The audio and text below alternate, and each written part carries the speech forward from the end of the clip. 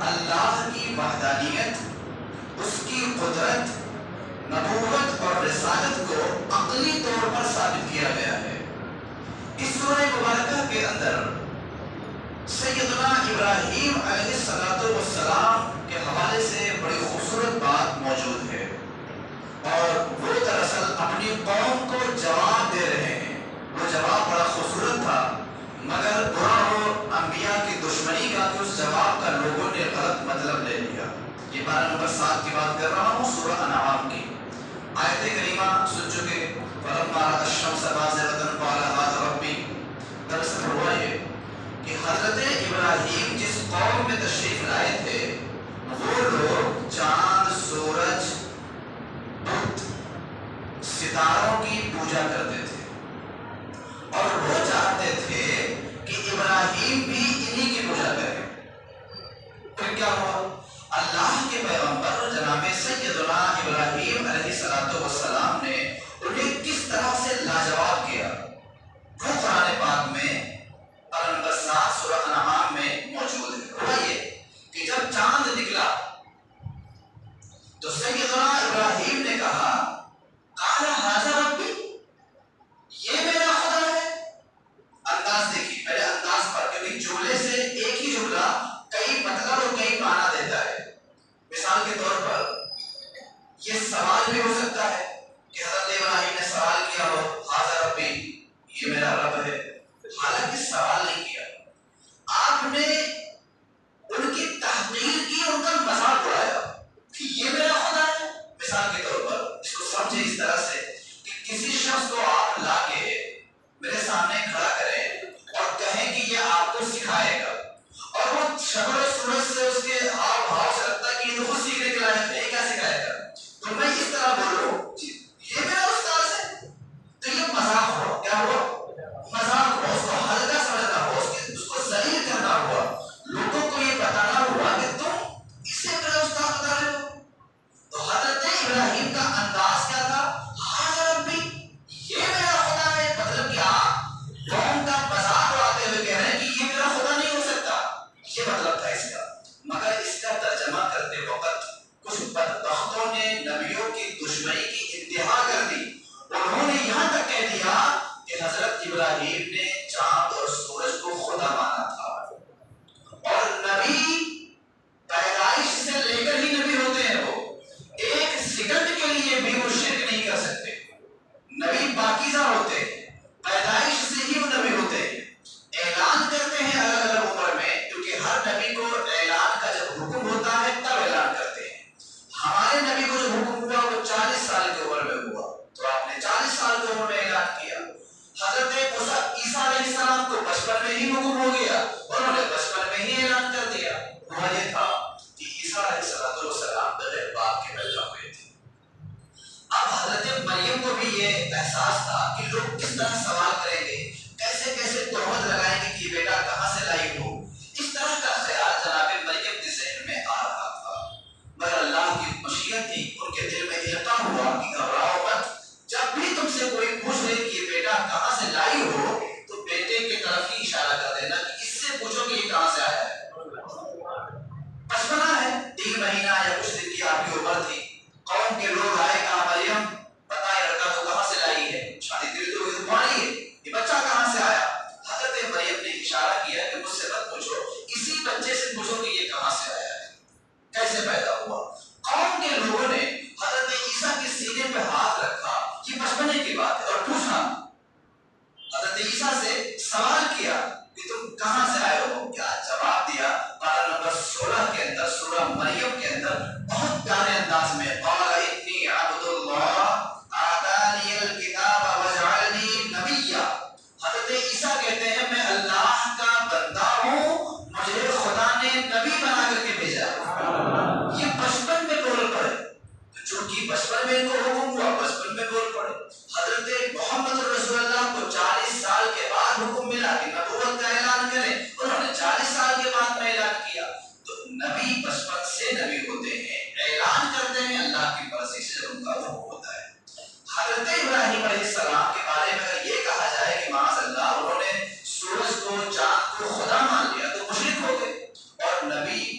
نہیں ہو سکتا.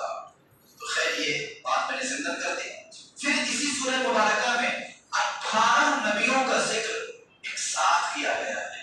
پورے قرآن میں اس طرح سے کہیں اور نہیں ملے گا کہ اتنے سارے نبیوں کا ذکر ایک ساتھ ہو جائے.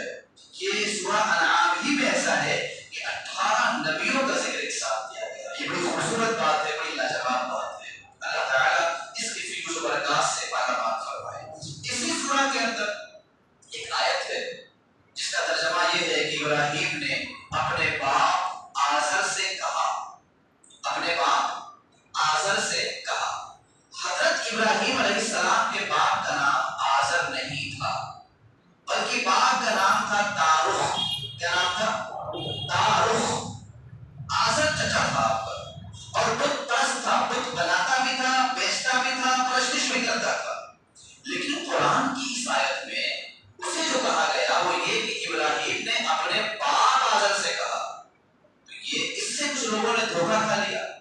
ابھی جو بیان چل رہا ہے قرآن کا, اس کا مطلب بھی یہی تھا کہ لوگ کس دھوکہ کھاتے ہیں. اس سے لوگوں نے دھوکہ یہ کھایا کہ معاذ اللہ اللہ کے پیغمبر ابراہیم کے باپ مشرک تھے. معاذ اللہ, ایسا نہیں ہے. یہ چچا تھا آزر, باپ نہیں تھا. عربی زبان میں اب کے معنی بھی باپ ہوتا ہے اور والد کے معنی بھی باپ ہوتا ہے. لیکن اب کا جو لفظ ہے اب, یہ چچا, دادا, بڑے باپ ان سب کو بولا جاتا ہے اور والد کا لفظ سگے باپ کو بولا جاتا ہے.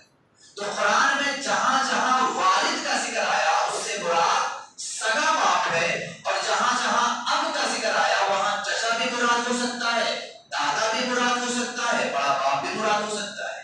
تو یہاں چچا مراد ہے, باپ مراد نہیں ہے. لوگوں نے سمجھا کہ ابراہیم کے باپ آزر معاذ اللہ آزر ہیں اور وہ مشرک تھے. ایسا نہیں ہے, آپ کے باپ تارخ تھے رضی اللہ تعالیٰ. خیر اسی مبارک سورۃ کریمہ میں ایک آیت ہے وہ بڑی پیاری ہے اور دنیا بھر کے لوگوں کو پیغام دینے کے لیے. ابھی جو عمر دراز لوگ ہیں ان سے میں پوچھتا ہوں, آج سے چند سال پہلے حمل کو چیک کر کے گرایا جاتا تھا کہ نہیں؟ چند سال پہلے, یہ 18-20 سال کے بچے شاید کو یاد نہ ہو, مگر جو لوگ اور زیادہ پیچھے کی بات جانتے کو معلوم ہوگا کہ روزانہ بے شمار بچوں کو ہندوستان میں گرایا جاتا تھا. حمل کو ٹیبلٹ کے ذریعے سے, دواؤں کے ذریعے سے, انجیکشن کے ذریعے سے جب چیک کرتے کہ پیٹ میں لڑکی ہے تو اسے گرا دیتے تھے, حمل کو ثابت کر دیتے تھے. یہ اور بات ہے کہ بعد میں لوگوں نے احتجاج کیا, آواز اٹھائی اور اب ایسا سسٹم بند ہو گیا ہے کسی حد تک. لیکن پہلے ایسا ہوتا تھا ہمارے ہی ملک میں اور پھر دنیا بھر کا نظام تھا. قرآن پاک کی اس مبارک سورہ کے اندر کہا گیا لا تقتلوا اولادکم من خشیۃ املاق. اپنی اولادوں کو, اپنے بچوں کو غربت کے ڈر سے قتل مت کرو. آج کل لوگ کہتے ہیں بچے دو ہی اچھے, ہم دو ہمارے دو, اس طرح کے نام لائے لگاتے ہیں. عجیب پاگل پن ہے لوگوں کے اندر, دماغ میں فطور سوار ہے. وہ یہ سمجھتے ہیں کہ بچے کم ہوں گے تو مالدار رہیں گے, زیادہ ہوں گے تو غریب ہو جائیں گے. ارے ظالم, جو خدا پتھروں میں کیڑے مکوڑے کو روزی دیتا ہے وہ خدا ہر بچے کو پیدا ہونے والا روزی دیتا ہے. کوئی بغیر روزی کی نہیں آتا. جس طرح آپ اور ہم پیدا ہوئے اللہ ہمیں اور آپ کو روزی دیتا ہے, ایسے اس آنے والے بچے کو بھی روزی دے گا. ارے 5 بھائی آج آپ ہیں, 4 بھائی ہیں, 10 بہنیں ہیں, تو آپ جی لیں, آپ کی پرورش ہو گئی, یہاں تک آپ پہنچ گئے. اب آگے آپ کا ڈیمانڈ کیا ہے؟ ہم تو ہمارے تو. یہ غیروں کی بولی ہے, اسلام کی بولی نہیں ہے. اسلام سے اس کا کوئی تعلق نہیں ہے. اسلام کہتا ہے کہ اللہ تبارک و تعالیٰ نے ہر جاندار کی روزی پیدا فرمائی ہے.